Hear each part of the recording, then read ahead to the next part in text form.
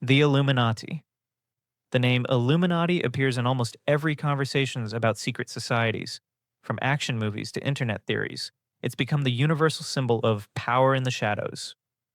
But historically, the term comes from a real group, the Order of the Illuminati of Bavaria, founded in 1776 in southern Germany by a professor of canon law Adam Weishaupt.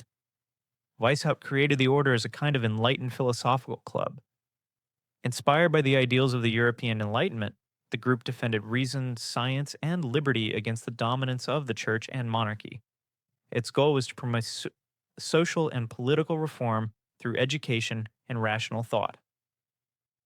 In 1785, the Bavarian government banned the order, accusing it of heresy and conspiracy, ironically turning the name Illuminati into legend. The term itself means the enlightened, people seeking the light of knowledge and reason. Members went through degrees of initiation modeled after Masonic systems, but with a more philosophical and mystical focus. They saw themselves as an intellectual elite devoted to spreading liberating ideas, not to controlling the world. Over the centuries, the name became synonymous with an invisible government. Since the 19th century, pamphlets and writers have claimed the Illuminati orchestrated revolutions, wars, and global crises. By the 20th century, with the rise of pop culture and the internet, they became a catch-all explanation for unseen power, supposedly infiltrating banks, governments, Hollywood, and even the US dollar bill, with its famous all-seeing eye atop the pyramid. That symbol, in fact, comes from Christian and Masonic iconography, representing divine watchfulness and supreme wisdom, not the historical Illuminati. The link appeared much later, reinforced by music videos, memes, and pseudo-documentaries that blur fact and fiction. And while the Illuminati became the most enduring myth of modern conspiracy, a real, older, and far larger brotherhood shaped kings, architects, and revolutions, Freemasonry. Freemasonry. Freemasonry is likely the most extensive and influential secret society on Earth. It's estimated that millions of Masons gather in discreet lodges around the world, instantly recognized by their compass and square symbol. Its roots go back to the medieval stonemasons guilds, builders of cathedrals and castles. These craftsmen formed corporations with their own rituals and codes of conduct. Over time, lodges began to admit non-builders, philosophers, scientists, and nobles. And the physical craft there evolved into a symbolic one, the building of the inner self. By the 18th century, Freemasonry had become both a cultural and political phenomenon. Its rituals, inspired by the Temple of Solomon, carry layers of geometric and moral symbolism. Each degree of initiation represents a step toward wisdom, integrity, and self-mastery. Some portray it as a brotherhood that controls governments and banks, guarding secrets traced back to ancient Egypt or King Solomon himself. That image was fueled by centuries of religious and political suspicion, especially since Freemasonry has always valued secrecy as a learning method. Interestingly, many Masonic rites draw on alchemical and Kabbalistic texts. Yet unlike magical orders, Masonry is above all a moral school, where spiritual work is expressed through the language of architecture. And it's at this intersection between esoteric tradition and institutional power that the modern secret societies emerge, more closed and more exclusive. One of them was born not in ancient temples but inside an elite American university, Yale's Skull and Bones. Skull and Bones. In the heart of Yale University stands a windowless building known as the Tomb. Since 1832, it has housed one of America's most enigmatic secret societies, Skull and Bones. Each year, only 15 students are chosen to join. Many go on to become key figures in politics, diplomacy, or finance. The rituals of Skull and Bones blend theater and symbolism, nocturnal ceremonies, blood oaths, and dramatic enactments of death and rebirth. These rites create bonds of loyalty and symbolize the transition as from ordinary student to future leader. Officially, it's a debating and leadership society. Yet throughout the 20th century, rumors linked it to global political decisions and institutions like the CIA and the Council on Foreign Relations. The notion that alumni secretly support one another helped cement its reputation as an invisible network of influence. There's also a morbid fascination, the rumor that the tomb houses the stolen skull of Geronimo, the Apache leader. Yale has never confirmed or denied it, and the mystery became part of modern American mythology. But while Skull and Bones embodies elite power, another order sought a very different kind of power. Not political, but magical. A society that believed human will could literally reshape reality. Ordo Templi Orientis. At the dawn of the 20th century, a new secret society appeared, blending Western esotericism, alchemical symbolism, and sexual magic.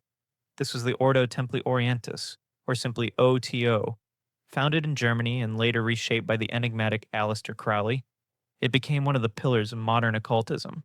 Its goal was to expand human consciousness through what it called thelema, the law of will. Its core motto was provocative: do what thou wilt shall be the whole of the law. Each individual was to discover and express their true will, their spiritual essence, free from dogma or moral constraint.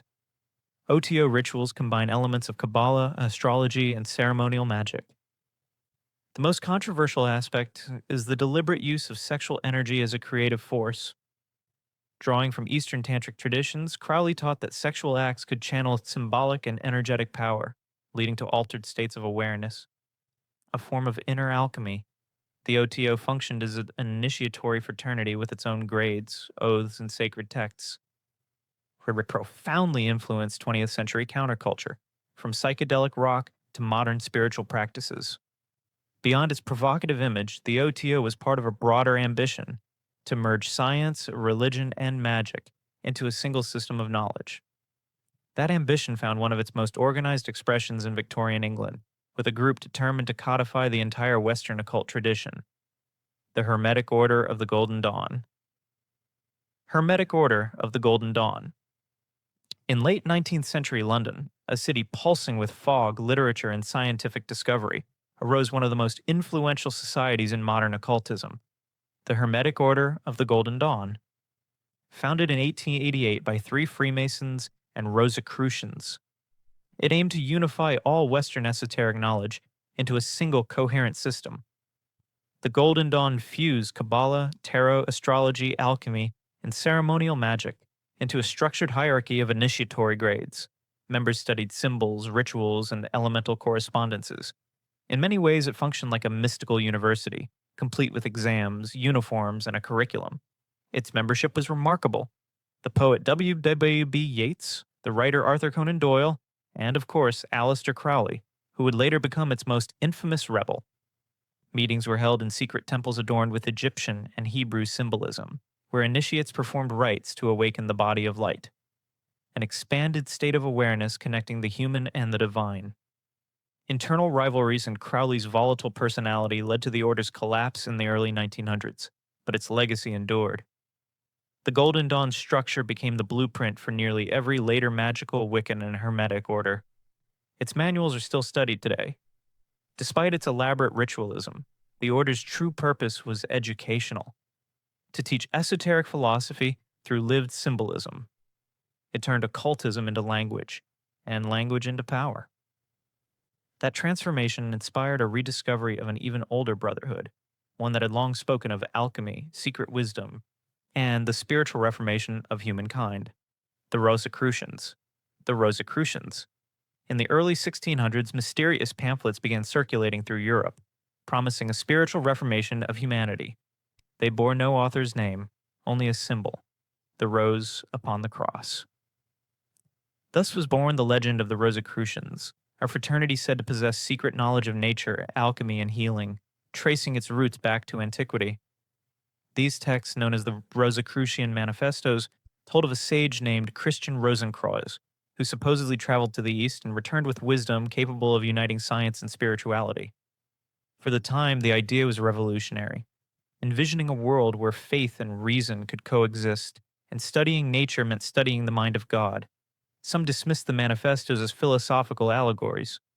Others believed a real order operated behind them. Either way, the message spread, influencing alchemists, physicians, scientists, and Enlightenment thinkers alike. Isaac Newton, for instance, seriously studied alchemy and was familiar with Rosicrucian ideas. The rose and cross symbolize the union of spirit, the rose that blooms, and matter, the cross that grounds. Through that union, the initiate sought the philosopher's stone, not as literal metal, but as an inner state of perfection. In the 20th century, various organizations claimed Rosicrucian heritage, such as AMORC, Ancient and Mystical Order Rosicrucians, turning the myth into a modern school of esoteric philosophy. Rosicrucian aesthetics inspired art, secret cathedral engravings, and even movements in alternative medicine. And interestingly, their teachings on balance, light, and harmony echo through the language of other orders, even the most worldly ones. While the Rosicrucians pursued spiritual enlightenment, a far more earthly and exclusive circle gathered presidents, magnates, and tycoons and quasi-pagan rituals amid the redwoods of California Bohemian Grove. Bohemian Grove. Deep in the forests of Northern California lies a campground that hosts some of the most powerful men on Earth. Presidents, executives, bankers, and artists. It's called Bohemian Grove. And every July, for 2 weeks, it becomes one of the most secretive and extravagant gatherings in the world. Founded in 1872 by San Francisco journalists and artists seeking an escape from city life, the club gradually attracted America's political and financial elite. Away from cameras, leaders debate ideas, unwind, and take part in symbolic ceremonies blending theater, music, and ancient myth. The most famous of these is the cremation of care, a nighttime ritual performed before a 40-foot stone owl. Dressed in robes and carrying torches, participants burn a coffin representing worldly worries. The owl stands for wisdom, and, according to members, the ceremony simply symbolizes releasing the burdens of responsibility.